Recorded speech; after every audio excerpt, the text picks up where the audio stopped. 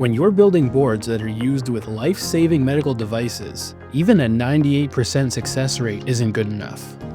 Even though the boards we're making are more complex than ever before, Z-Axis maintains a 99.7% success rate. One reason for this is that we test boards multiple times to ensure quality. We require our bare board suppliers to electrically test any that are fine-pitched or multi-layered. Then at Z-Axis, we electrically test any components before we pick and place them. Ensuring that we have the right reel prevents human error, and we sample a reel's parts to avoid using incorrect components. After pick and place, we use 3D AOI for board inspection. AOI, or Automated Optical Inspection, shows us if parts are missing from pads. Because it's 3D rather than 2D, our AOI also looks at solder joint shape.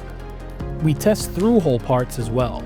Our radial inserter performs electrical testing, and we also test the parts we manually insert.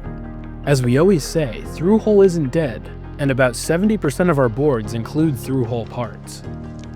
For most boards, we build functional test fixtures.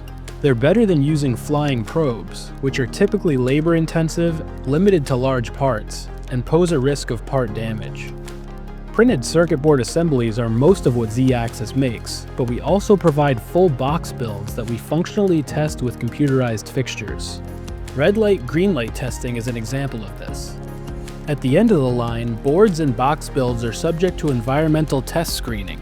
ESS, as it's known, exposes electronics to accelerated stresses, such as temperature cycling over several days.